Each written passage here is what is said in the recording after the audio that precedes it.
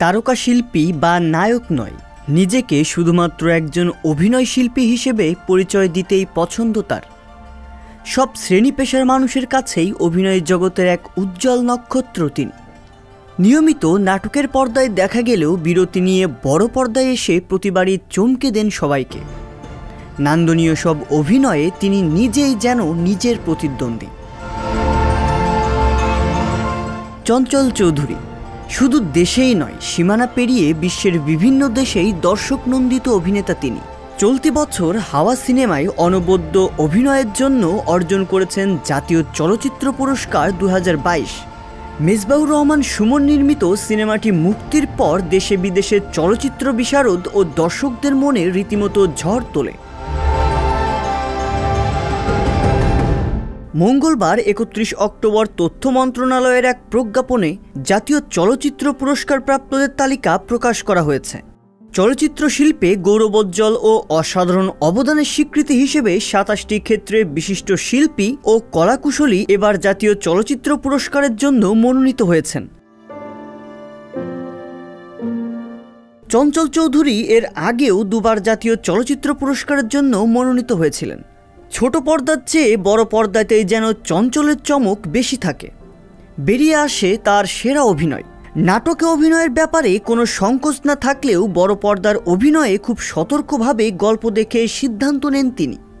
দর্শকদের কাছে তার অভিনয় সাড়া ফেলতে পারে এমন গল্প হলেই তিনি সিনেমাতে কাজ করেন। দর্শকদের পরিপূর্ণ বিনোদন দেয়াই যেন চঞ্চল চৌধুরীর একমাত্র লক্ষ্য।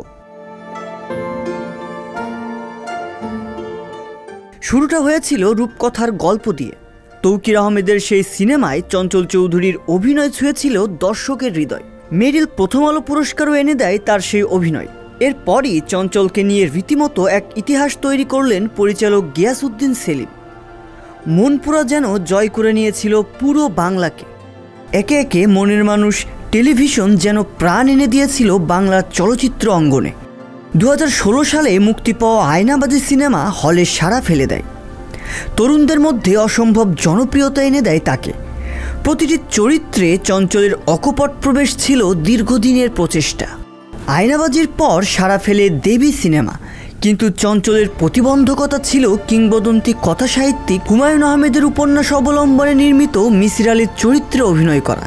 কারণ মিসির আলীর চরিত্রে অভিনয় করাটা খুব সহজ ছিল না। শেষ পর্যন্ত সব প্রতিবন্ধকতাকে ছাপিয়ে অভিনয় শেষ করেন তিনি, যেই অভিনয়ের চেষ্টায় কোনো ত্রুটি ছিল না। তৃতীয়বারের মতো জাতীয় চলচ্চিত্র পুরস্কার পাওয়ার ব্যাপারে চঞ্চল চৌধুরী জানিয়েছেন, একটি কাজ করলে কেউ স্বীকৃতি দেবে, আবার অনেকেই দেবে না, তারপরও কাজ করে যেতে হবে।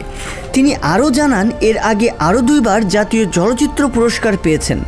তারপরও জাতীয় পুরস্কার প্রাপ্তি তার কাছে ভীষণ ভালো লাগার ব্যাপার। রিয়াজুল ইসলাম, সংবাদ প্রকাশ। সংবাদ, ফিচার ও অনুষ্ঠানের জন্য ভিজিট করুন সংবাদ প্রকাশের ওয়েবসাইট এবং যুক্ত থাকুন ফেসবুক পেজ ও ইউটিউব চ্যানেলের সঙ্গে।